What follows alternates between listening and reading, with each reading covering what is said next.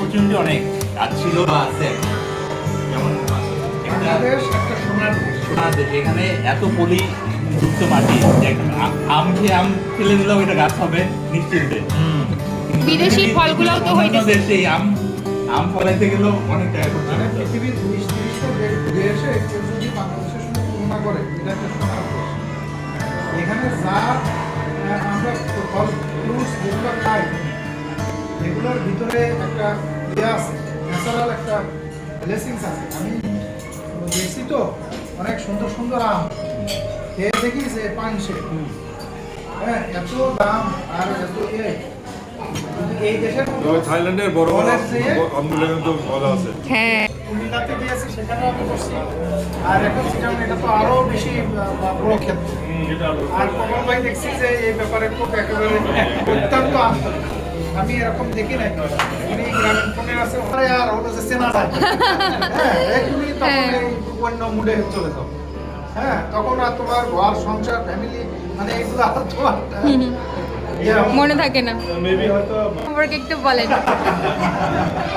আসলে প্রিয়াঙ্কা আমাদের ছোট বোন, ও অনেক ভালো একটা মেয়ে। ওর সাথে প্রায় 4-5 বছর হলো পরিচিত হয় ওর সাথে। তো প্রিয়াঙ্কার ব্যাপারে আসলে তেমন কিছু বলার নাই, অনেক মিশুক, খুব ভালো ছোট বোনকে হারাচ্ছি আমরা। তবে ওর ভবিষ্যৎটা ভালো হোক, ভালো কিছু করুক, এই আশা থাকবে, এই দোয়া থাকবে ওর প্রতি। ভালো থাকবে। আপু বলেন। হ্যাঁ, আমাদের আরেকটা স্নিগ্ধ সুইট একটা ইয়াঙ্গার আমাদের ছোট বোন, হঠাৎই চট্টগ্রামে দেখা হয়ে যাওয়া এবং পরবর্তীতে যে আমাদের শিক্ষা জীবনের সাথেই একটা জড়িত হয়ে একটা আমাদের পথ চলা শুরু হয়ে গিয়েছিল।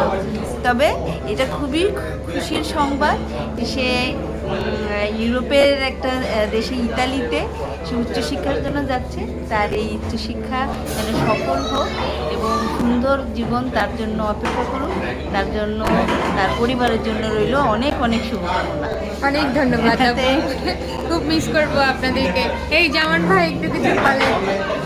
প্রিয়াঙ্কা যখন পরিচয় হয় তখন থেকে একটা চঞ্চল একটা মেয়ে, যে কোনো প্রোগ্রামে মানে ওর উপস্থিতি আমাদের অনেক আনন্দ দিত এবং ও আসলে সবাইকে একটু খুঁচায় বেড়াতো, খুব ভালো লাগতো বিষয়টা। তো এই চঞ্চল মেয়েটা চলে যাওয়া শুনে খুবই খারাপ লাগতেছে। আর আবার আসবে, দুই বছর পরে হ্যাঁ, আসবে, 2 বছর পরে সেটা আবার আশা আমাদের করি জন্য দেখা। মানে আশায় থাকলাম যে ও সুস্থভাবে ভালোভাবে এবং ভালো শিক্ষা নিয়ে আমাদের মাঝে আবার এসে আবার এই চঞ্চলতা আবারও দেখা, এটাই আশা করতেছি। থ্যাংক ইউ ভাই, দোয়া করবেন। ভাইয়া বলেন। কি বলবো বলো, সবাই তো সবকিছু বলে ব্যস্ত মনে হয়। সবার শেষে বলতে গেলে তো একটা সমস্যা, নতুন কি বলা যায় এটা বলা যায় না। তারপরেও কি বলবো, এখানে একটা প্রোগ্রাম করতে পারলাম, তোমাদের সবার সাথে দেখা হলো, খুব ভালো লাগলো। আর আসলে আমরা চাই, আসলে আমরা যতই ব্যস্ত থাকি না কেন, আমরা কিন্তু মনের ভেতর থেকে চাই যে আমরা একটু নিজেরা একটু আড্ডা মারি, একটু প্রাণ খুলে হাসি, একটু স্ট্রেস রিলিফ করি। সারাদিন সারা সপ্তাহ তো আসলে স্ট্রেসের মধ্যে থাকি।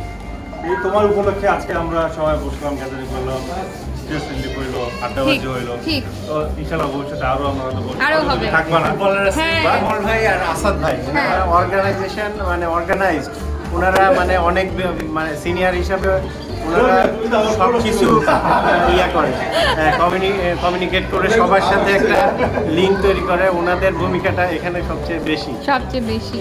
জায়গা আমি এখন ক্লোজিং টাইম। হ্যাঁ, হ্যাঁ। এটা হচ্ছে আমার ভাব চলে গেছে। আমি ক্লোজিং টাইম হিসেবে আছে। তুমি বিদেশে যাচ্ছ, শিক্ষাতে যাচ্ছ, দোয়া রাখি ওখানে ভালোভাবে সব কিছু কমপ্লিট করো, তো নেক্সট লাইফে আরো উন্নতি করো। Best wishes for you. Thank you ভাইয়া একটু বলেন। প্রিয়াঙ্কার উচ্চশিক্ষার্থে বিদেশ গমন নিঃসন্দেহে একটি আনন্দের খবর। আমরা সন্ধ্যার পরে সীমিত পরিসরে এটা সেলিব্রেট করেছি। তো আমরা আশা করব যে প্রিয়াঙ্কা ওই মিলান আর রোম যেখানেই যান ধরে রাখে হ্যাঁ। এবং এটা সমগ্র ইউরোপে ছড়িয়ে দেয়। বাহ, বাহ, বাহ। কামনা নিরন্তর। চমৎকার। হ্যাঁ, ভাইয়া আশিক ভাই। এবং পাওয়ারফুল একজন মানুষ। আপনার জন্য শুভকামনা। হ্যাঁ। ইউরোপে যাচ্ছেন, আপনার যে উদ্দেশ্যে যাচ্ছেন, যে গোল নিয়ে যাচ্ছেন, সেটা তো সুন্দরভাবে আপনার টার্গেট পূরণ হয়। এটা দোয়া করি আর কি। থ্যাংক ইউ ভাই বলো। আপুর জন্য শুভকামনা থাকলো। আসলে আপু অত্যন্ত জলি মাইন্ডের একজন, আমরা ডেফিনেটলি মিস করবো আপুরে সবসময়। যান সফলভাবে পড়াশোনা শেষ করে খুব তাড়াতাড়ি আবার আমাদের মধ্যে চলে আসে। হ্যাঁ, এই দোয়া থাকলো। দাদা ভাইয়া বলে। বলতে হবে হ্যাঁ। প্রিয়াঙ্কা, তোমার যাত্রা শুভ হোক। তুমি ভালোভাবে পড়াশোনা করে আবার আমাদের মাঝে ফিরে আসো, এই তোমার প্রতি শুভকামনা। থ্যাংক ইউ ভাইয়া, থ্যাংক ইউ। হ্যাঁ ফ্রিতে যেন মানে হ্যাঁ অবশ্যই আমি স্পেশাল ইউরোপীয় নলেজ নিয়ে আধার করে নিয়ে আসতেছি, তারপরে আপনাদেরকে হ্যাঁ ইউরোপিয়ান কনসেপ্টে সব বাড়ির ডিজাইন হবে। আমাকে দোয়া করে দিও। হ্যাঁ বলো, দোয়া করি। ভালো থাকো, বলো কিছু, বলো ভালো থেকো। কিছু বলো। বুদ্ধিজীবী, একদম বুদ্ধিজীবী ভাব নিচ্ছে এখন।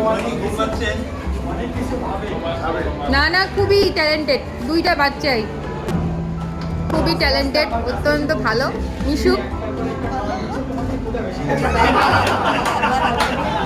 দেখতে